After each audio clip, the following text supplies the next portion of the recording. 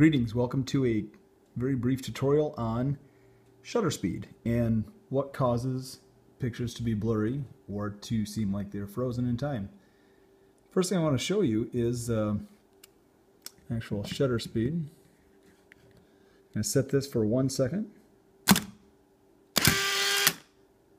And you can see my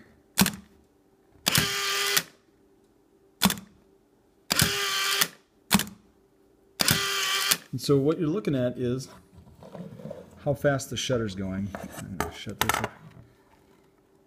On here, I've got an old Canon T70, and I've got it selected to shutter priority, and which is the TV there. And I've got this set for 1 second exposure. And typically on most cameras nowadays, everything's automatic, especially like in a camera phone or whatnot.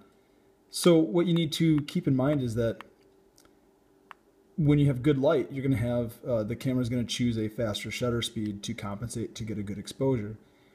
When you shoot inside of a house, what happens, and this is 1 over 1/125, 1 over 250, so like 1/500th of a second, very fast.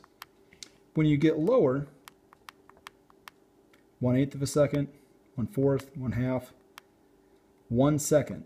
And you can have a shutter exposure of, and it depends on the camera, but for like nicer SLRs, DSLRs, you're going to be able to go into like the like 30 seconds or whatnot. So if I go in and press this, there you go, there's my exposure. Well, what people don't realize is that when you're in a dark room, the camera's going to choose these settings for you automatically. And so typically, like a lot of camera phones, like an iPhone will shoot at 1/15th to 1/20th of a second indoors. And because the angle's so wide on the camera that typically it doesn't blur too much. But when there's a lot of action going on, then you're going to see a lot of blur. And so being able to speed up your shutter speed is going to help. I don't shoot in shutter priority very often.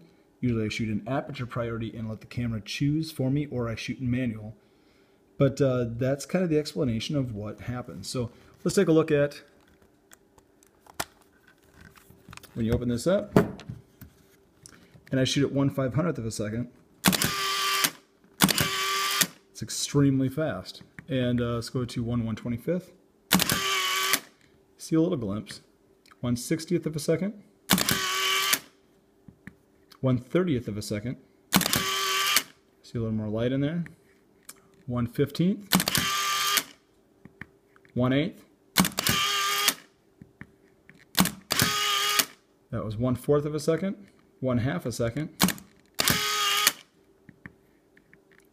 and 1 second. And so there's also a bulb exposure on nicer DSLRs that when you press this down, this will stay open as long as you want it to until you let go of the shutter release, which is great for nighttime, starry trail type of photography. So, and you can see that in there the mirror flips up, which is why that gets dark, and you can't see out the shutter. And a lot of it happens so fast. A lot of times people don't realize that. So, anyway, that's a brief explanation of shutter speed. I hope you enjoyed it, and thanks for watching.